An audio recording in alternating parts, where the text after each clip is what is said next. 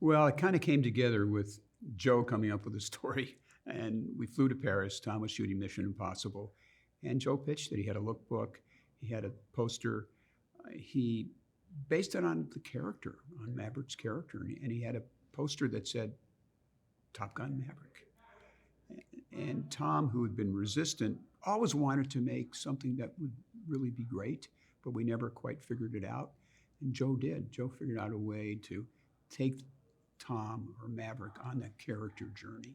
And that's what the story's all about. Right after he finished pitching the story, Tom picks up the phone, calls the head of the studio and says, I'm making Top Gun. Yeah, I mean, it all started with meeting with Jerry Bruckheimer, and I had read a script that they were working on and had some ideas and thoughts, and Jerry said, we got to go talk to Tom directly. So yeah, I jumped on a plane to Paris with Jerry and pitched it to Tom, and then we were, that was the beginning. We were off to the races. That was the best money Paramount ever spent on that plane flight, let me tell you.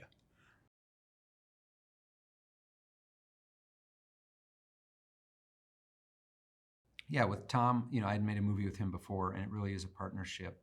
Obviously, this is one of his most iconic roles. He knows Maverick better than anyone. He is Maverick.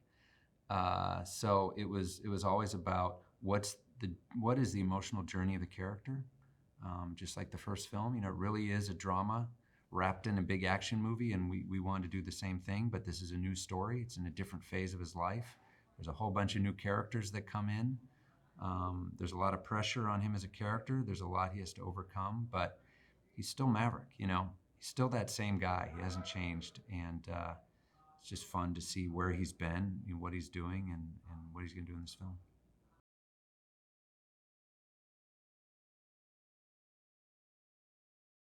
Well, Joe spent, I think, 15 months just designing the cameras inside the cockpit. How do you put those cameras in there? How do you get it past the Navy? How do you get it past the lawyers in the Navy? That takes forever. Just to figure it out was brilliant on Joe and his cinematographer, how they did it. And then you have to prepare the actors, and they had to be in for it because it was 3 months that they trained to be able to get an F-18. The first movie, we put our actors in the F-14, and they all threw up. We couldn't use one frame of footage. The only footage we used was Tom's. We got a few shots of Tom, and everybody else was their eyes rolling in the back of their head. They were just throwing up, and it was a disaster. So Tom put them in 4 different aircraft before they could actually turn the cameras on. And they worked really hard with them, and these kids got the hell beat out of them. They really did with the G-forces. And 1 G-force is your body weight. They were doing 7 times your body weight. It's like an elephant sitting on your chest, which we say in the movie.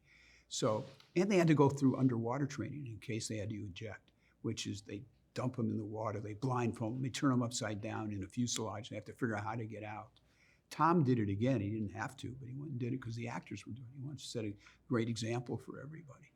So it was really, really hard. The actors had to take on an enormous task to make this movie. It wasn't just showing up and knowing your lines. We looked at hundreds of actors to kind of narrow it down.